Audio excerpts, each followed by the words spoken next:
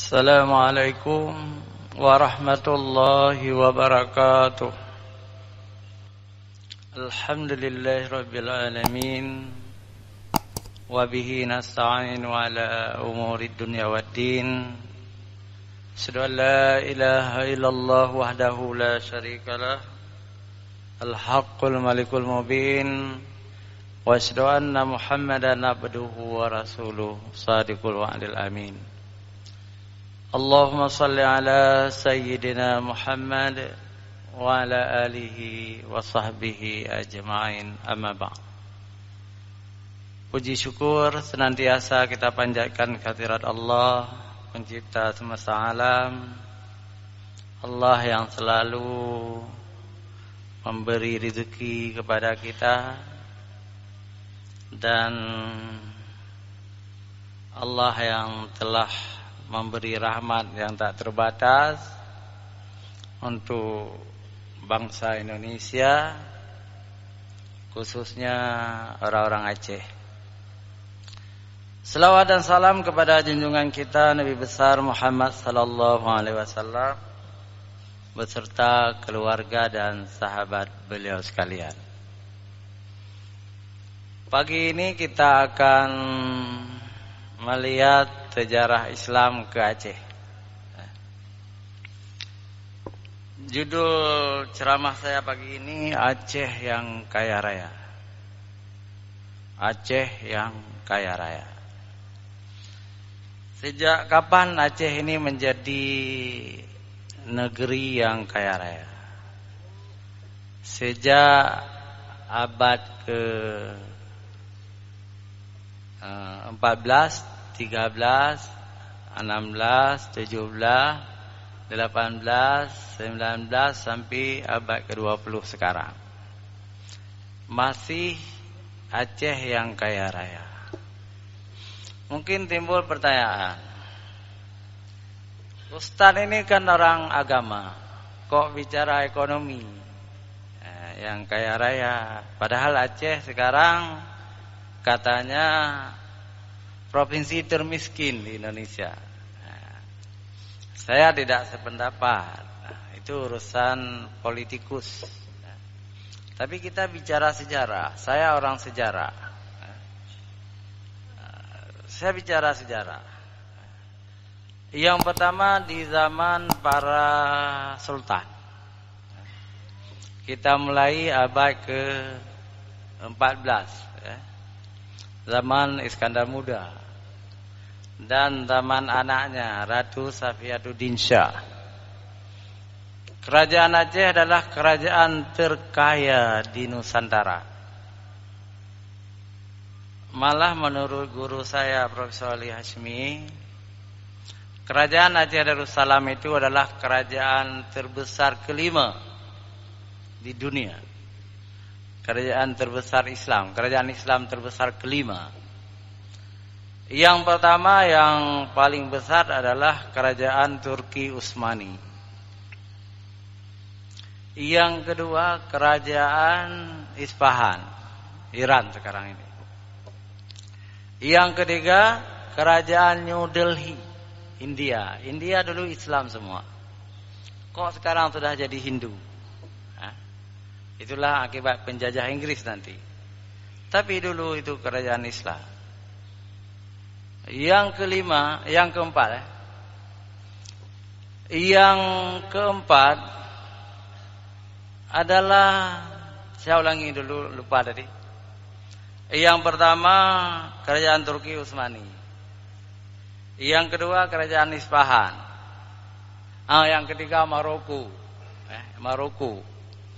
Maroko itu di Afrika Utara. Yang keempat New Delhi. Yang kelima Aceh Darussalam. Di mana hebat kerajaan-kerajaan ini? Yang pertama kehebatannya adalah kaya raya hasil bumi mereka. Jadi hasil bumi Aceh sangat kaya raya. Yang kedua angkatan perangnya. Maka aman, tidak berani diganggu oleh orang lain. Dari mana hasil Aceh? Ditulis oleh buku sejarah. Yang paling luar biasa hasilnya adalah lada Aceh luar biasa dan kualitasnya sangat bagus. Yang kedua kopra, itu kelapa sebenarnya ya, kelapa minyak itu. Yang ketiga hasil hutan damar, mahal kali taman itu. Yang keempat hasil lautnya, ikan. Yang kelima hasil daratnya, sudah tadi. Tapi maksud yang kelima ini adalah hasil pertanian. Hasil pertaniannya. Karena sangat kuat sekali penghasilannya, kaya raya ini, maka oleh para sultan ini, coba bayangkan tidak boleh menjadi sultan kalau tidak berpendidikan tinggi. Maka raja-raja itu, termasuk ratu-ratu itu orang alim. Itu Ratu Safiatuddin Syah, anak Sultan Iskandar Muda, itu mampu bahasa Arab. Gurunya juga luar biasa ya. Gurunya Syekh Syamsuddin As-Sumatrani, ulama besar, alim betul. Maka Ratu Safiatuddin Syah itu mampu berbahasa Arab dan mampu membaca kitab kuning. Kemudian ratu-ratu setelahnya juga begitu. Artinya yang harus menjadi raja atau sultanah atau sultan adalah orang yang berkualitas. Itu baru mampu diciptakan kalau kerajaan itu kaya. Kecenderungan kemakmuran akan menumbuhkan semangat menuntut ilmu. Tapi sebuah negeri yang bangkrut, orang tidak mau menggali ilmu. Ini biasa, bisa diterima oleh akal. Kekayaan yang berlebihan tetapi didasari oleh keimanan juga akan memberi kemakmuran kepada rakyat jelata. Orang-orang kaya akan mengeluarkan zakat, infak dan sedekah. Tidak ada lagi orang miskin. Tidak ada pengemis. Karena keadilan itu merata. Dan itu telah terwujud di Aceh dulu. Telah terwujud di Aceh. Semua kitab-kitab itu dikarang di Aceh. Jumlah kitab Jawi yang dikarang di Aceh 172 judul. Termasuk yang dikarang oleh ulama Aceh di Mekah. Dan kitab-kitab itu sampai sekarang masih dicetak. Ini yang menarik. Di mana dicetak? Kitab-kitab karangan ulama Aceh dicetak di Jakarta, di Bandung, di Surabaya, di Kuala Lumpur, di Singapura, di Thailand, di Bangkok, di Mesir, dan di Istanbul. Masih dicetak sekarang ini. Lalu mungkin kita ingin bertanya, kenapa setelah kerajaan tidak ada lagi dan kita merdeka bersama Republik Indonesia, rezeki banyak, tapi seorang ulama pun di Aceh tidak mampu mencetak, mengarang kitab-kitab baru. Kenapa? Ini perlu dipikirkan. 100 tahun terakhir tanpa kitab baru dari Aceh. Timbul pertanyaan, siapa lebih hebat, ulama dulu yang belum punya komputer, hanya menulis dengan tangan, tapi menghasilkan kitab-kitab besar, dalam bahasa Jawi, bahasa Melayu, tulisan Latin. Kenapa sekarang yang sudah ada komputer, ada alat-alat teknologi canggih, ulama Aceh tidak mampu menghasilkan kitab-kitab baru? Kan menarik pertanyaan seperti itu. Dan tidak perlu kita jawab sekarang ini, jawab masing-masing. Ada muncul dulu Hasbi As-Siddiqi. Kitab-kitabnya dalam bahasa Latin, bukan dalam bahasa Jawi, bahasa Latin. Ada Profesor Abu Bakar Aceh. Kitab-kitabnya dalam huruf Latin juga. Setelah periode mereka, tidak ada lagi kitab-kitab di Aceh. Ya. Dalam ilmu sosiologi, kemunduran intelektual adalah kemunduran budaya negeri itu. Berarti budaya kita itu mundur. Hadirin wal hadirat yang dirahmati Allah. Kita pelajari sejarah. Aceh pernah menaklukkan Semenanjung. Jadi yang pertama diserang oleh Aceh adalah Malaka. Walaupun gagal 3 kali, kita perang Malaka tidak berhasil karena sangat kuat Portugis. Nah, bukan orang Melayu yang kita serang. Yang diserang oleh Iskandar Muda bukan orang Melayu, justru ingin membantu orang Melayu. Yang dimusuhi oleh orang Aceh adalah bangsa yang menjajah Malaka, yakni Portugis. Tetapi alhamdulillah Johor mulus, mudah ditaklukkan. Terengganu mudah, ya. Kemudian Kedah mudah ditaklukkan. Jadi ada 3 negara yang tunduk kepada Aceh: Johor, Terengganu, Pahang 4, Kedah 5. Itu hasilnya luar biasa. Hasil negara-negara itu yang takluk ke Aceh juga luar biasa. Yang pertama Lada juga, yang kedua Cengkeh mereka itu, yang ketiga Batubara, semua menjadi hasil Aceh. Maka Aceh kaya raya. Tambah lagi pajak di Selat Malaka. Ketika keluar masuk kapal-kapal besar dari Eropa, mereka menuju Cina, semua harus membayar pajak di pelabuhan Ulele, Malahayati. Maka Aceh kaya raya, tidak pernah miskin.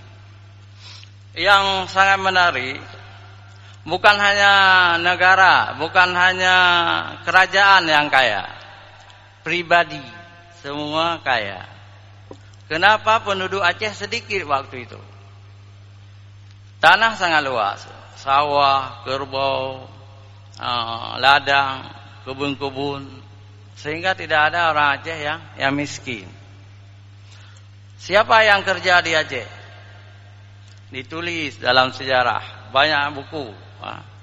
Salah satu Dennis Stoddard, itu wartawan Amerika, menulis dalam bukunya, Kerajaan Aceh di zaman Iskandar Muda, pekerja di Aceh adalah orang Melayu. Buruh-buruh kasar yang kerja di Banda Aceh adalah orang Kuala Lumpur, orang Singapura, orang Penang, orang Kedah, orang Johor. Orang Aceh wewet aki mental. Karena kaya raya. Orang Aceh santai-santai saja. Kekayaan luar biasa. Hadirin wal hadirat yang dirahmati Allah. Memang kemudian datanglah malapetaka. Datang malapetaka itu pengkhianatan beberapa negara maju yang dulu berhubungan sahabat orang Aceh. Jadi sahabat kerajaan Aceh dulu yang pertama adalah Amerika Serikat. Amerika Serikat itu melindungi Aceh. Yang kedua Inggris melindungi Aceh. Persahabatan luar biasa. Yang ketiga Cina melindungi Aceh. Tapi kemudian mereka berkhianat. Membiarkan Belanda menguasai Aceh, mereka tidak mau membantu melindungi. Kemudian terjadi perang Aceh. Tentu harta-harta kerajaan diambil oleh Belanda. Diambil oleh Belanda kekayaan negara termasuk emas. Emas sekitar menurut guru saya, Profesor Ali Hashmi, sekitar 25 ton. Saya tidak bisa bayangkan. 25 ton emas Aceh diambil oleh Belanda. Apakah orang Aceh miskin? Tidak. Yang miskin adalah negara. Sudah diambil oleh Belanda. Semua. Masa Jepang, kerbau-kerbau, ayam-ayam juga diambil lagi. Tapi orang Aceh tidak pernah miskin. Karena orang Aceh punya harta benda, punya emas, punya sawah, punya ladang, kebun kelapa, kebun sawit dan sebagainya. Tidak pernah miskin. Datanglah tahun kemerdekaan kita, tahun 1945. Orang Aceh masih kaya. Cabang-cabang perdagangan Aceh masih hidup. Di Penang, Pulau Pinang, itu saudagar-saudagar Aceh punya kompani, PT, CV dan sebagainya, dilindungi oleh Inggris. Orang-orang kaya Aceh tinggal di sana, membuat rumah di sana, dan mereka juga punya rumah di Banda Aceh. Kemudian mereka cinta kepada negara ini, ya. Mereka kumpulkan uang, kumpulkan dana, mereka beli sebenarnya 4 pesawat, ya. Yang terkenal 2, Selawah 1, Selawah 2. Jadi ERI 01 ada di Belang Padang replikanya. Yang satu lagi ada di Taman Mini Indonesia Indah. Mana 2 lagi? Yang 2 lagi adalah dibeli oleh Tengku Syahrul Azwar. Beliau orang Ulelhu, juga ada hubungan dengan Samalanga nanti. Karena beliau lari ke Minangkabau, beliau menyerahkan pesawat itu seolah-olah milik rakyat Minangkabau. Padahal bukan. Itu milik Tengku Syahrul Azwar. Sudah 3. Yang satu lagi dibeli pesawat oleh Tengku Syahrul Azwar juga. Tetapi kemudian pesawat itu dijual. Uang itu diberikan kepada Soekarno. Dan Soekarno menggunakan uang itu untuk membeli obat-obatan untuk TNI dan Polri di zaman itu. Itu dicatat dalam sejarah. Jadi menurut saya orang Aceh itu kaya. Kaya raya. Ya, berabad-abad itu kaya raya.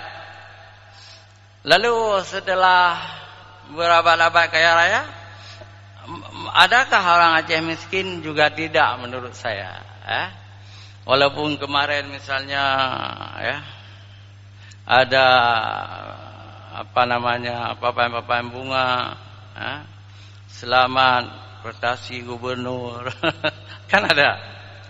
Kembali kepada provinsi termiskin di Sumatera, ya. Itu mungkin politikus melihat begitu. Saya tidak. Saya tidak melihat miskin. Orang Aceh kaya raya sekarang ini. Coba berdiri 1 jam saja di jalan. Mobil luar biasa banyaknya. mobil-mobil yang mahal, Honda, kereta, toko-toko, kaya raya Aceh. Dan kalau kita ke kampung-kampung pun ada mobil, kaya raya. Jadi belum miskin kita. Kalaupun tidak diberikan lagi uang kompensasi perang itu memang sudah berakhir. Janji pertama pemerintah pusat hanya 15 tahun. Waktu saya di PRA dan kawan-kawan, kami menjumpai Presiden SBY. Kita minta tambahan, dikabulkan. Janji menjadi 25 tahun. Kalau sekarang sudah habis, itu kita tidak tahu. Mungkin pemerintah melihat bagaimana. Yang jelas, sebagai orang Aceh, saya tidak mau saya sudah miskin. Kami masih kaya. Karena kalau semangat kita sudah miskin, itu tidak maju lagi. Kita harus bersemangat, seperti TNI bersemangat. Kita tidak pernah kalah, kita tidak pernah miskin. Tapi kita harus berjuang, bekerja. Enggak akan miskin. Apalagi kita orang Islam. Wa may yattaqillaha yaj'al lahu makhraja wa yarzuqhu min haitsu la yahtasib. Orang siapa bertakwa kepada Allah akan diberi jalan keluar dan akan diberi rezeki dari arah yang tidak diduga-duga. Kita baca di Quran akan ada gas bumi di merdu. Itu bainah yang akan datang, rezeki yang akan datang. Ada minyak di lepas pantai Aceh Timur, itu rezeki yang akan datang. Ada gas bumi di Simelu, itu rezeki yang akan datang untuk anak cucu kita. Kenapa kita minder? Kenapa kita merasa miskin? Tidak. Dan ada satu lagi Aceh kaya raya yang tidak dimiliki oleh Indonesia, hanya Aceh. Apa itu? Kekayaan spiritual, agama Islam, syariat Islam. Laisa al-ghina an kasratil aradi, walakinnal ghina ghina nafsi. Bukanlah kaya karena kaya harta benda, tetapi yang disebut kaya adalah yang kaya rohani, kaya jiwa. Otak-otak orang Aceh ini otak brilian, otak yang mencintai hukum Allah, syariat Islam. Untuk apa kaya raya? Orang menjauhkan diri dengan syariat Islam. Sedangkan surga dan neraka itu milik Allah. Allah akan memberikan surga kepada orang-orang yang mencintai hukumnya, mencintai Al-Quran, mencintai syariat Islam. Dan Allah akan memberi neraka kepada orang-orang yang menolak hukum Allah. Mengapa kita merasa miskin? Tidak. Kita orang kaya raya, kaya spiritual, agama. Bukan agama jelek-jelek. Saya Islam, tapi saya anti Islam. Tidak ada barang itu di Aceh. Di Aceh orang masuk Islam secara kafah.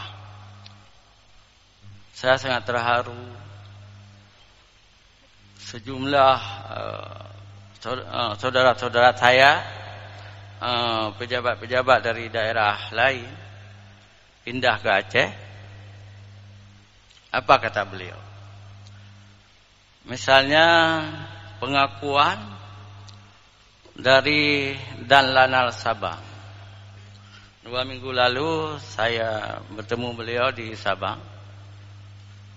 Beliau sangat senang di Aceh, walaupun di Sabang, dan sering salat di Masjid Raya Baitur Rahman.